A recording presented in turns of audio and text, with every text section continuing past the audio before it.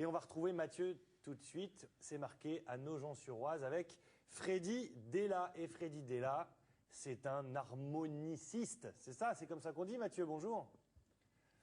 Bonjour Thibaut, vous allez bien? C'était bien votre concert hier? Pas trop de mal de crâne ce matin? Pas du tout, on a un petit peu cassé la voix, mais voilà, mais tout va bien, on a bien chanté. Bon, vous étiez allé voir Muse, et ben regardez, ici on est dans une ambiance rock'n'roll, la rock'n'roll attitude, la vraie, elle est en Picardie, elle est pas à Bercy. On est avec les Hells Angels de Saint-Maximin, et on va parler, regardez bien, ce curieux objet, ça y ressemble pas trop, mais c'est un harmonica, écoutez bien. On sera avec Freddy Della, le meilleur harmoniciste de Picardie. On est à Nogent-sur-Oise, au Château des Rochers, dans le studio où il a enregistré son dernier album. Vous allez voir, c'est un personnage tout court. À tout de suite. Eh ben on a hâte de voir ça. Merci Mathieu, à tout de suite. Allez, on va filer dans l'Oise, à Nogent-sur-Oise, et on va retrouver Mathieu et son harmoniciste.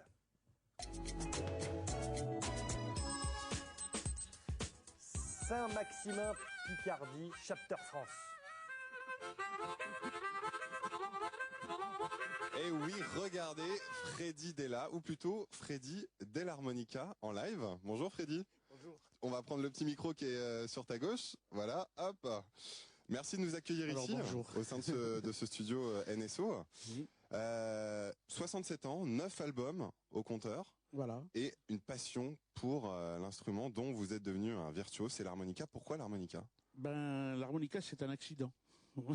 Ça a commencé, je devais avoir 5 ans, et moi, j'ai un frangin qui est beaucoup plus âgé de moi, qui avait un harmonica, mais qui s'en servait pas. Et puis quand il partait au boulot, je prenais l'harmonica, je jouais un petit peu, et je le posais dans le tiroir. Et puis un jour à Noël, il m'a offert un harmonica, et ça a commencé comme ça. C'était en Algérie à l'époque. Qu'est-ce qui vous plaît vraiment dans cet instrument? C'est que c'est facile à jouer, c'est pratique à ranger, on peut en jouer n'importe où? C'est facile à jouer, c'est-à-dire, oui, c'est l'harmonica, ça peut être l'harmonica du Boy Scout, n'importe qui peut jouer de l'harmonica, c'est-à-dire on peut souffler. Bon, après, il y a beaucoup de techniques, mais on va rentrer dans des détails, ce sera trop long. Il y a beaucoup de travail à faire parce que c'est un harmonica qui a énormément de possibilités et qu'il faut les découvrir, quoi. Il faut avoir du souffle quand même pour être un bon harmoniciste. Voilà, il faut avoir beaucoup de souffle, mais il se passe une chose, c'est que quand on joue de l'harmonica, on aspire et on souffle. Donc, qu'est-ce qui se passe? C'est que le son est oxygéné en permanence. Donc, c'est comme ça qu'on peut tenir longtemps. Alors, vous avez un répertoire varié, vous jouez différents styles de musique, et notamment de la country. On va le voir sur ces images qui ont été tournées au Festival de Country de Nogent-sur-Oise récemment. Il y a un véritable engouement pour cette musique. Comment est-ce que vous l'expliquez? Eh bien, en fait, c'est... Avant, enfin, à une certaine époque, en France, il y avait des balles. On était dans le bal musette, ça regroupait plein de gens. Et puis ça a évolué, le bal musette disparaît de plus en plus, il n'y en a presque plus. Et donc les gens ont retrouvé cette musique parce qu'elle est très fédératrice. Donc on se retrouve on danse ensemble. On danse ensemble. Donc c'est très festif. Et c'est comme ça que ça s'est développé. Et puis les clubs se forment et automatiquement les groupes se forment également, les groupes de musique. Et automatiquement dans la musique country, il y a le fameux instrument qui est l'harmonica, quoi. Vous êtes un autodidacte, vous n'avez jamais pris de cours d'harmonica, vous n'avez jamais pris de cours de solfège. On peut devenir un bon musicien sans passer par la filière classique, entre guillemets? Complètement, je dirais juste un mot, Django Reinhardt. C'est tout. À partir de là... tout est dit. Tout est dit, puisque c'était un autodidacte, et puis voilà. Votre actualité, vous avez sorti un album il n'y a pas très longtemps, c'était en août 2012, oui. Un album qui a été enregistré ici, on va en reparler dans quelques instants. Vous produisez en concert, comment ça se passe, cette vie de musicien? Eh ben, cette vie de musicien, elle se passe comme toutes les autres vies, sauf qu'elle se passe beaucoup la nuit. Et puis bon, des fois le jour également, puisqu'on est là. Et deux fois le matin. Bon, le matin c'est plus dur pour les musiciens parce que ils aiment pas se lever demain matin. Ils se lèvent à 11h, à 1h de l'après-midi. Mais bon, ça se passe très bien. Bon, maintenant ça ralentit parce qu'on est dans une période un petit peu de restriction, vraiment. Et donc les organisateurs ont moins de budget. Et actuellement je suis le porte-parole un petit peu comme ça. C'est un peu dur pour les musiciens, pour les artistes. Il y a très peu de budget, donc qui dit peu de budget moins d'organisation de spectacles, etc., etc. Bon. Vous avez une troupe, une bande de copains avec laquelle vous jouez depuis des années. C'est important cette notion de famille quand on joue Oui. avec d'autres artistes. Oui, donc moi je suis entouré de. D'abord, j'appelle pas mes musiciens parce que j'ai horreur de dire mes musiciens parce qu'en fait personne n'appartient à personne. Avant tout, ce sont des amis. J'ai des musiciens, donc moi je suis très guitare. J'adore la guitare et notamment j'ai deux guitaristes de mes amis qui sont fabuleux puisqu'ils sont tout à fait différents l'un de l'autre. Mmh. Il y en a un avec lequel j'ai joué plus longtemps parce que le deuxième j'ai fait sa connaissance plus tard. Ils sont complémentaires. Ils sont très Ce complémentaires. qu'il faut préciser aussi, c'est que vous chantez. Voilà, également, je chante. Vous êtes polyvalent Je joue de la batterie. aussi. Parce que j'ai été batteur un certain nombre d'années, notamment avec... j'ai fini ma carrière de batteur avec un grand groupe qui s'appelait Gibson Brothers. Bon, dernière question avant de rendre l'antenne, une question qui me turlupine un petit peu. Cette casquette rouge, pourquoi tout le temps cette casquette rouge? C'est un hommage à Mario Bros? Voilà, cette casquette rouge, en fait, c'est Harley Davidson qui me l'a offert lorsque j'ai fait ma chanson Elle est belle ma moto. Et donc, je me suis toujours habillé et mis cette casquette rouge et on me repère comme ça. On sait que Freddy Della, c'est la casquette rouge. C'est l'homme à la casquette rouge. Voilà, très bien. Eh ben, on va se retrouver dans un instant. On ira juste à côté, en cabine de mixage, retrouver l'ingénieur du son avec qui Freddy a enregistré son album. À tout de suite, avec Thibaut. grand plaisir, merci. Merci beaucoup. À tout de suite, Mathieu. Merci de nous présenter ce personnage. À tout de suite. Mathieu, puisqu'on parle de Johnny, est-ce qu'on peut dire un mot sur l'harmoniciste de Johnny, qui est brillantissime aussi? L'harmoniciste de Johnny, il est sûrement brillantissime, je ne le connais pas personnellement.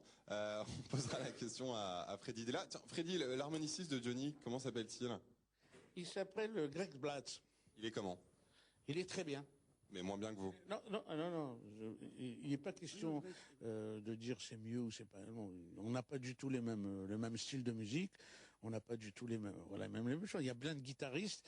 Il n'y a pas de meilleur, il n'y a pas de moins bon. On se respecte en tant que musicien, quoi. Mais c'est un très bon harmoniciste, évidemment. Alors, on va se tourner vers Pierre Guinaud. Bonjour. Bonjour. Alors vous êtes ingénieur du son, vous êtes le directeur ici des studios NSO Nogent-sur-Oise et vous avez réalisé le mixage et l'enregistrement de 7 albums, le dernier album de Freddy Della. Regardez la pochette qui évoque bien sûr Abbey Road, le disque des Beatles, Retour aux sources. On va le voir sur ces images, il y a eu de multiples sessions d'enregistrement. Comment ça s'est passé le travail avec Freddy? Ça a d'abord été une rencontre avec un musicien que je ne connaissais pas, donc il a fallu d'abord apprendre à se connaître et puis après on a travaillé ensemble. On a voulu faire ce disque de manière complètement acoustique, avec une vraie batterie, avec des guitares, etc. Et ça s'est très bien passé. Le résultat final, c'est un disque. Comment est-ce qu'on peut le qualifier? C'est de la country, c'est du rock, c'est de la pop. Je pense que, comme dans le nom Retour aux sources, je pense que Freddy, il a synthétisé un peu beaucoup de choses qu'il a vécu depuis qu'il a baroudé au niveau de la musique. C'est de la fusion, ce disque. Voilà, donc il a tout donné un petit peu dans ce disque. Un mot sur ces studios où on est. Alors c'est des studios payants, bien sûr. Ouais. Mais qui visent un petit peu à démocratiser l'accès à la musique au plus grand nombre. Voilà, on est là. D'abord, c'est un studio municipal, donc c'est la mairie qui pilote, la mairie de Nogent-sur-Oise, et puis elle a voulu donner accès au public, à tout public, accès aux pratiques musicales. Voilà. Très bien. Alors je vais vous prendre le micro. Hop, on va le passer à Freddy. Freddy, ce disque Retour aux sources. Pourquoi avoir eu besoin de retourner aux sources? Retour aux sources, en fait, c'était en même temps pour fêter le 50e anniversaire du retour des Pieds Noirs, puisque je suis vous êtes Pieds Noirs. Et d'ailleurs, pour la petite anecdote, je vous interromps, regardez bien sur les passages cloutés, il y a bien sûr des pieds noirs. Petit clin d'œil. Ça c'est le petit clin d'œil. Et puis Retour aux sources, parce que notamment une des chansons qui s'appelle Suzy Q, c'est une des chansons que je chantais quand j'avais 18 ans avec le groupe qui s'appelait les Vikings, dont un des musiciens bassistes, le bassiste, était Frank Langolf, qui est devenu plus tard le compositeur de Vanessa Paradis, entre autres, avec Gainsbourg, avec Patrick Siakas, etc., et avec lequel j'ai baroudé depuis l'âge de 15 ans. Donc voilà. Une chanson sur cet album a retenu mon attention, ni Johnny ni Lennon. Qu'est-ce que ça veut dire ce titre? Ben, je suis ni Johnny ni Lennon, il faut l'écouter la chanson. Elle parle de quoi cette chanson? Elle parle un petit peu de ma vie, un petit peu comme ça. C'est un peu autobiographique, sans lettres. Enfin, je dis, il faut l'écouter. Vous n'êtes ni une rockstar comme Voilà, Johnny, voilà, ni un artiste Mais un peu torturé comme Lennon. C'est ça? Je dis simplement, que restera-t-il de moi que du vent dans mon harmonica? Voilà, en fait, c'est ça, quoi. On en revient à l'harmonica. Voilà, c'est ça. Votre actualité, vous êtes en concert où? Eh ben là, j'ai fait pas mal de concerts et puis comme je suis en train de faire un nouvel album, mais ça peut... Déjà? Oui. Vous venez de finir celui-ci Oui. qui a été enregistré en août 2012 Voilà. et un nouvel album un peu Avec- concept, un avec- album concept. concept, on a fait avec Pierre, je sais rien, ça fait 3 jours, on a bientôt fini. J'ai fait un album avec toutes les comptines pour les enfants. Et puis, À l'harmonica. les 3 principales chansons de Noël à l'harmonica avec des arrangements spéciaux, Bon. parce que l'harmonica n'est pas présent dans ce genre de musique et je veux que les enfants découvrent cet instrument. Très bien, on attend ça avec impatience. Je vais vous reprendre le micro et rapidement on va se tourner vers Lulu. Comment ne pas évoquer Lulu? Bonjour. Bonjour Mathieu. Alors attendez, hop, on va rapprocher le micro comme ça. Alors vous êtes un ami de longue date de Freddy et vous êtes un petit peu son copilote. Exactement, oui. Disons combien d'années, j'en sais rien, mais quand on aime, on ne compte pas. Vous vous occupez de la promotion des disques, de l'organisation des tournées. Comment ça se passe? C'est pas trop de travail? Non, c'est un plaisir. Et puis de travailler avec Freddy, il n'y a pas de problème. Donc je fais la promotion des disques, des albums, et Dieu sait s'il y a du choix. Que dire encore que je considère que nous sommes comme Tintin et Milou. Quand on voit Tintin, Milou n'est pas loin. Alors qui est Milou, qui est Tintin? Oh ben Tintin c'est lui, hein. Milou c'est moi. Et quand on voit Tintin, Milou il n'est pas loin, car ce brave Milou il suit Tintin partout. Voilà. Très bien. Que dire de Freddy? Eh ben c'est quelqu'un de formidable. C'est un gros nounours avec un cœur très gros comme ça. Ça on a remarqué, ouais. Ah, oui, pas de problème. Bon, merci beaucoup et bonne continuation à vous pour Écoutez, la prochaine tournée. Merci beaucoup Mathieu et au plaisir. Nous on se retrouve dans quelques instants. Thibaut, on va retourner avec Freddy et ses guitaristes dans le studio d'enregistrement. Merci Mathieu, à tout de suite et bon courage avec vos nouveaux copains harmonicistes. À tout de suite, merci beaucoup. Fini la goutte d'or, Thibaut, là on est à Nogent-sur-Oise, donc le 18e est très très loin. On parle pas du 18e ni de la goutte d'or, on parle de Freddy Della. Regardez, il est avec son guitariste. Petite session acoustique de 30 secondes, on se retrouve juste après.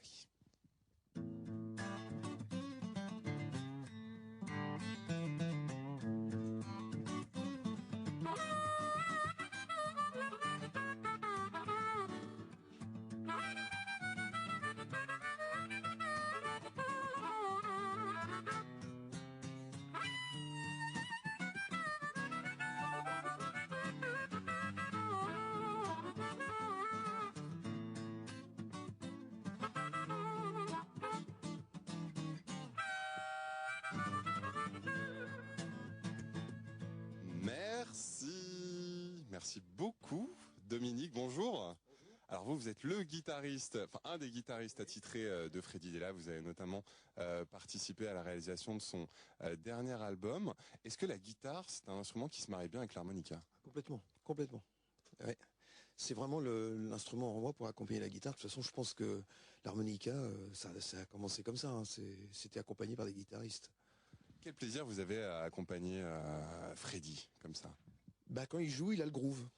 Donc, il y a une interaction, ça tombe bien, quoi. On n'a pas besoin de réfléchir. Le groove, qu'est-ce que c'est? C'est balancer, quoi. C'est quand on joue, ça vous donne envie de danser ou pas? Si ça vous donne envie de danser, c'est que ça groove. Si on n'a pas envie de taper dans les mains et de faire ça, c'est que ça groove pas, quoi. Le groove, c'est ce qui est efficace, entraînant, quoi. Oui, voilà. C'est le rythme, c'est une forme de feeling. Après, il faut que j'explique feeling. Non, ça va, là, ça va, je comprends. Freddy, Dominique, une amitié vieille de 30 ans maintenant. Comment Oui. ça... Quel plaisir on a à jouer comme ça avec de vieux copains? Eh ben, simplement le plaisir de jouer, quoi. De se voir, de jouer, de faire des trucs, voilà. On se comprend mieux, on n'a pas besoin de communiquer. Voilà, exactement. Dominique on travaille ensemble depuis très longtemps. Il a participé à pas mal d'albums avec moi au niveau des arrangements. Et le dernier album, il a participé sur ce dernier album. Mais la majeure partie des titres ont été faits par l'autre guitariste, parce que c'est une autre couleur.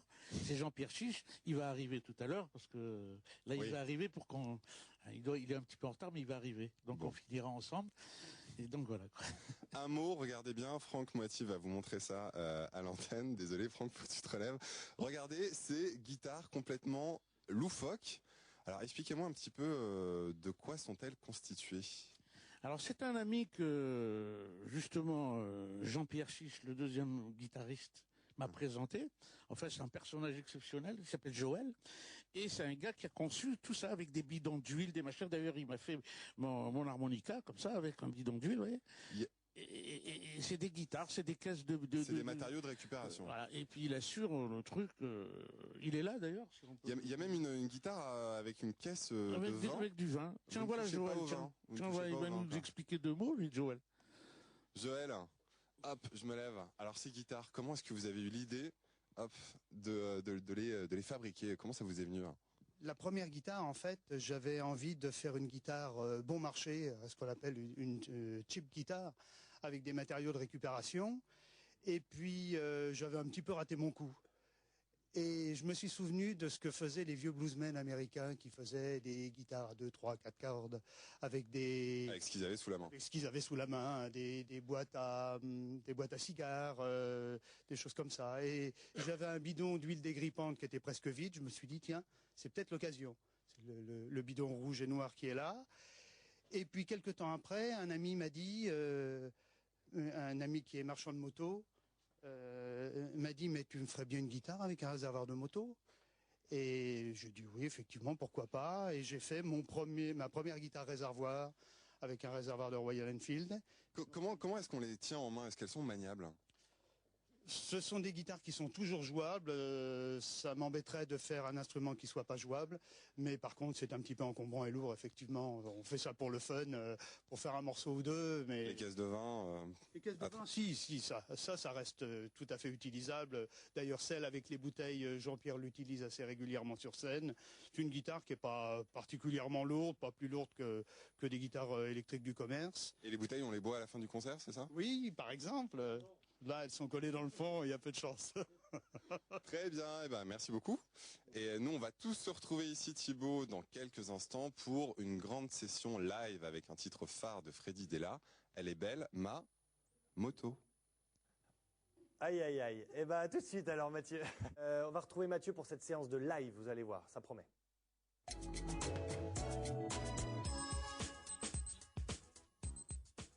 Mathieu, c'est quand vous voulez, vous avez quartier libre. Carte blanche, plutôt. Carte blanche, quartier libre pour les motards de Saint-Maximin, Freddy Della et ses musiciens. C'est parti pour 3 minutes de live. Elle est belle, ma moto.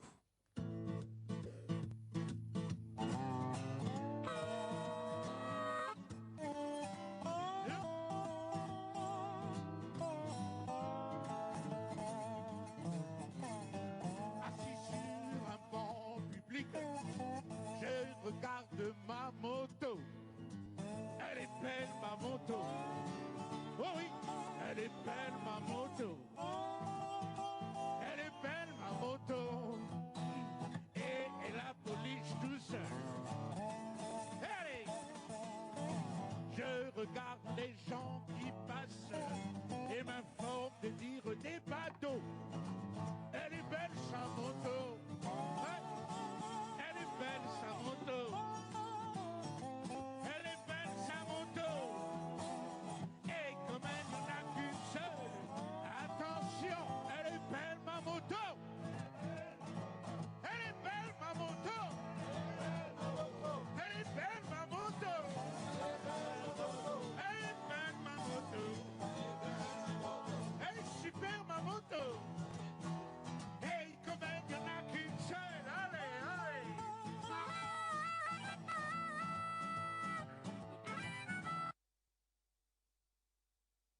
Petit problème de son, ça c'est les... Ah non, voilà, on y retourne.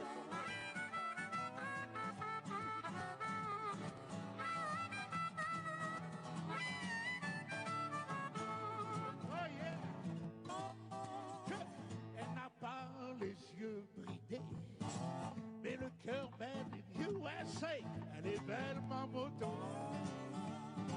On impose ma moto. Elle est belle ma moto.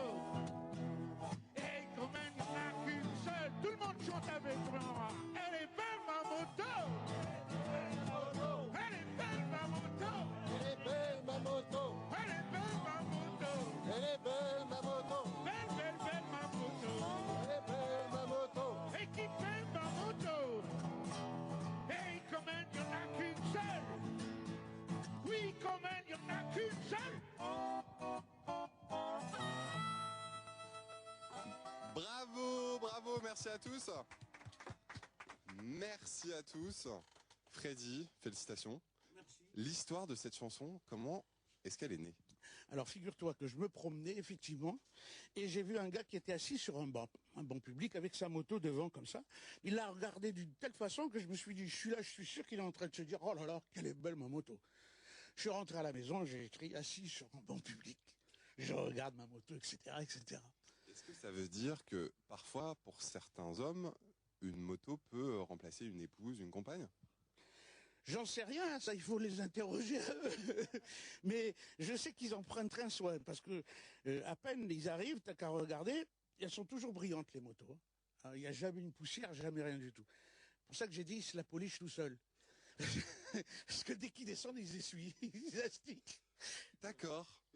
Et il n'y a qu'à regarder, toutes les motos, tu les prends, elles sont toujours nickel. C'est Harley Davidson et puis c'est vraiment une moto hors du commun, c'est la moto quoi. Est-ce que vous pouvez me le dire, vous faites de la moto ou pas?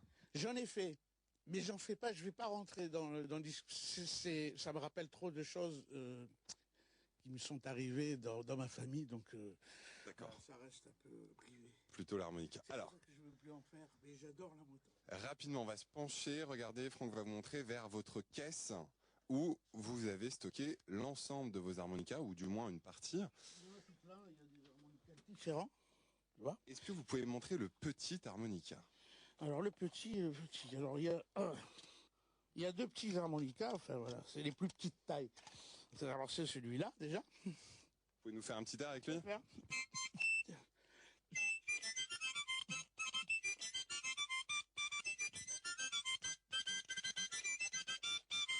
Est-ce que c'est plus facile de jouer avec un petit harmonica ou pas? Mais c'est aussi facile ou difficile que... C'est la même technique. C'est la même chose. Alors il y a encore plus petit, c'est ça? Allez, rapidement. À la plus rapidement, alors là, attends, bouge pas, faut pas que je l'avale, hein.